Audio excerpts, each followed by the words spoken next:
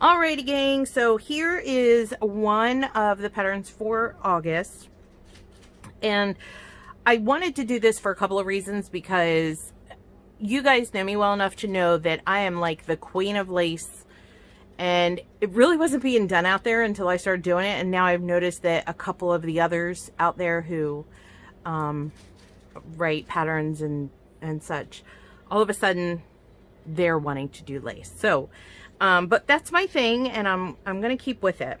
The reason why I did this one is because I got this a beautiful yarn from Hobby. It's called Universe. They don't have names on these, but we found that number 5 is called Star Cluster, or excuse me, Super Cluster, and it's just gorgeous. But I didn't pay attention to the fact that it is literally a super fine. It's a number 1. I mean, it's super fine. It's like floss. But you guys know me, and you know that I love a good challenge, which is why I did this. Now, the reason why I'm calling this Queen Bee, if you take a look here, you can see they all look like honeycombs. And there are similar stitches out there, but nothing like this. All the other ones they don't have the lacy texture, and the composition of it is completely different. And that's why I wanted to go with this. I wanted to have a way for everybody to be able to use, because I know I'm not the only one that ended up getting this, because we all looked at it and went, oh, that's pretty, and it's shiny. But I always want to give you guys ways to use thinner yarns that you may buy and make them look absolutely gorgeous, to where regular crocheters or I can't use words today. Needle knitters will look at it and go, that is amazing. I can't believe you did that on a loom. So let's jump right into this. Now, this can either be done in the round or flat. I chose to do it flat, and then I just casted it back on like a infinity and then stitched it off. But you can do this in the round. It's just simply 4, it's done in multiples of 4. If you're doing a flat panel like I did, it's going to be multiples of 4 plus 2 for the end pegs. And the end pegs on this is what makes up the top and the bottom. And I just did a turn and wrap. I didn't do the clean edge on this because I wanted it to be, you know, really loose and flowy. So that's why I chose to do the turn and wrap instead of the clean edge on that. But if you want to do this in the round, if you have a loom that's big enough to work as a cowl and do it in a round in multiples of 4, go right for it. If not, if you want to just work it up quicker with a smaller amount and do a flat panel like I did, you're more than welcome to do that as well. Now for me, I used my KB multi-loom, and I used a total of 42 pegs, and you guys know me well enough to know that I love to mark my loom. So you'll notice here, and that's the reason why I'm showing you how I marked it on here. You'll notice on here in the body, on row 1, in parentheses, I put purple to pink. And then over here on row 3, I put pink to purple. This is why. So I marked my loom, disregard the 3 and 2. That was another pattern that I was working on, and I just want to save the tape instead of throwing it away. So my first and my last peg I know are my edge pegs, so they're not marked at all. But what you're going to do is you're going to go and you're going to mark it. Your first one, I suggest using different colors, so that way, you know, your purple to pink or pink to purple could be black to blue or blue to black, you know, whatever, as long as you have 2 different ones, because it's going to make your life so much easier, and I'm going to show you why.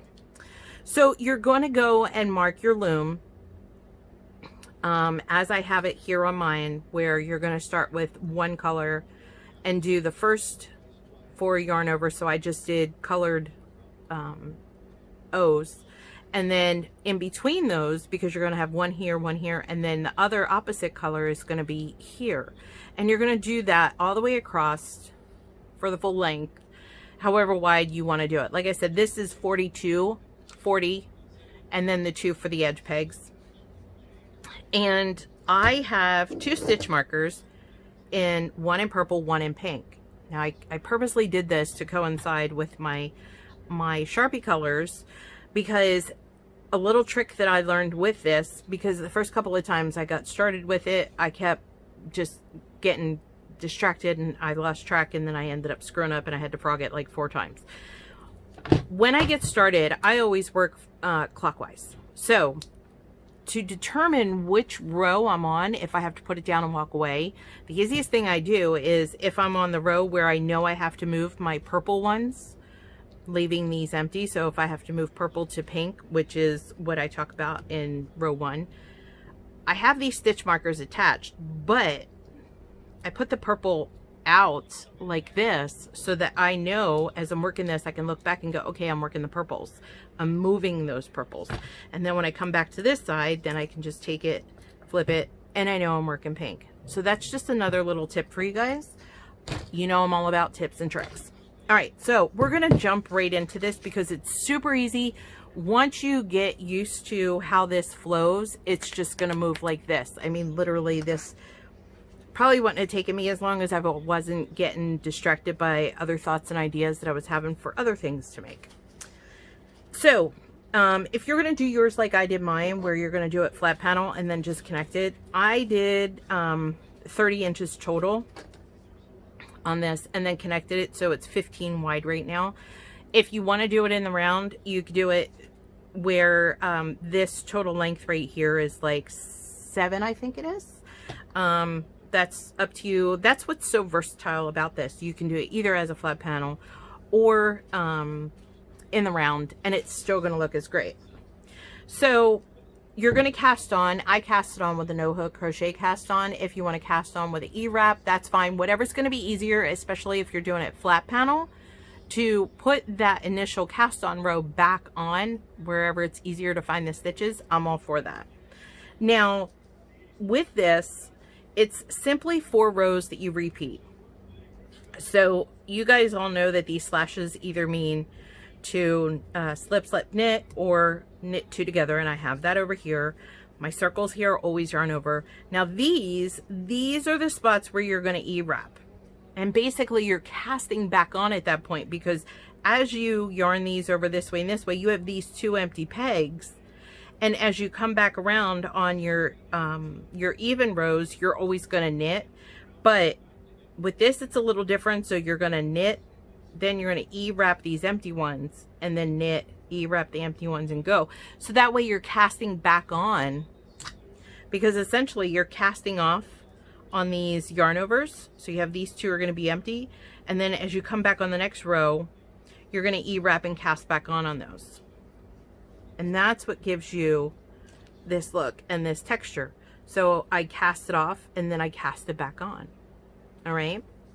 So my tip to you is to make sure you mark your loom. Make sure you have some stitch markers that you can designate for the opposite colors if you don't have the colors to match Sharpies like I do. And remember, this can be done either in the flat panel like I did or in the round. You can even do it as a flat panel as a scarf. I mean, it looks great from both sides. Here's the wrong side, which really doesn't look that much different than the right side. Okay, so this is the wrong side, and that's the right side. So if you want to do this wider and do it as a wrap or a shawl or a scarf or anything like that, you can totally do that as well. All right, so those are my tips for this. It's actually a lot easier than it looks, and the great thing is you can use this super thin yarn. You want to use a 3/8 gauge, which is what I used for this, as I was mentioning. If you have some Mandela Shaw on a Cake, which I know everybody got a bunch of those. These from Hobby. I also have some DK weight, like Curiosity from King Cole. This is another favorite of mine that I get from my landlady. I have some of this left over. So anything like that is ideal for this pattern. All right. So there you go. you guys, I know, are going to come up with some amazing designs for this, and I can't wait to see everybody's take on it. So I just wanted to say also a very special thank you to not only all of our new patrons that came on with me in the last month or so, but all of my veterans that have been with me since day one. I can't even begin to tell you how much that means to me and how much I love you guys. So we are getting ready to come up on the holidays also. I have a couple of good things in mind for the holidays that I'm trying to create, and I've even started on a September pattern as well before I even put these together for you guys. So there you go. Thank you all so much. Happy looming. Love you bunches.